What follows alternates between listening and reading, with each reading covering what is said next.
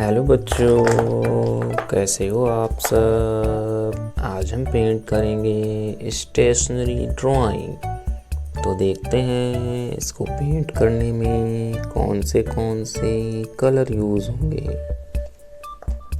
Sky blue colour, yellow colour, light green colour, orange colour, dark green colour, purple colour, pink colour, grey colour.